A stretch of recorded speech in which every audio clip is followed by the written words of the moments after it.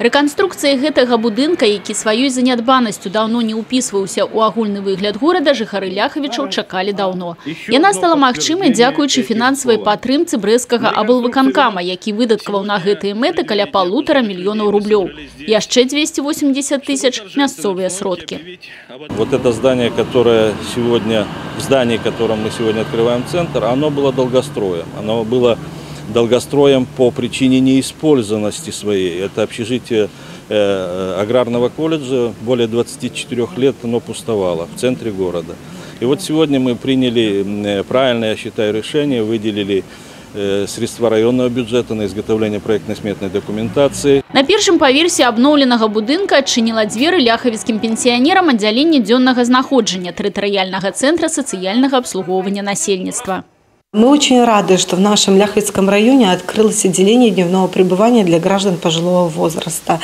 И у нас очень большое помещение, просторные кабинеты, где наши граждане пожилого возраста могут реализовать свои творческие способности. У нас уже есть 7 клубов по интересам для граждан пожилого возраста, а 1 ноября откроется университет 3-го возраста.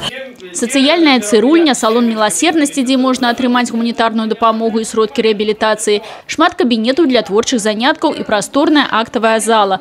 Усё гэта цяпер даступна мясцовым пенсіянерам, а іх, дарэчы, у раёне больш за 8,5 тысяч. Я сама записана уже всем клубам, и поднимаешься утром и ждешь с нетерпением. Надо одеться, и надо бежать. Человек занят. И это как бы продляет нашу жизнь. Астатнія 3 паверхі пуставаць таксама не будуць. Яны дапамогуць скараціць чаргу тых, хто мае патрэбу ў паляпшэнні жыллёвых умоў, а такіх сем'яў у Ляхавічах больш за 1000. Помимо этого, что на 1-м этаже вот здесь это здание, в этом здании мы открыли центр. Здесь 4 этажа, 35 квартир. 35 квартир – это арендное жилье, из которых мы 15 квартир вручили ключи буквально несколько дней назад молодым специалистам.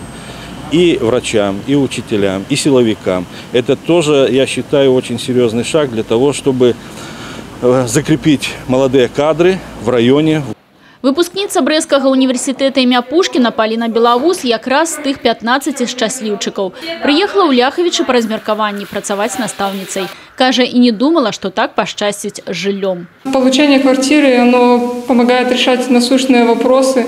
Это мы можем теперь строить планы на будущее и познакомиться поближе с городом, его окрестностями, что, конечно же, поспособствует тому, что мы, возможно, останемся здесь навсегда.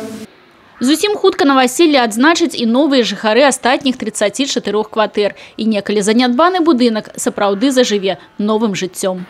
Алена Ракуць, Людмила Салзина, Юрий Титов, телерадиокомпания «Брест».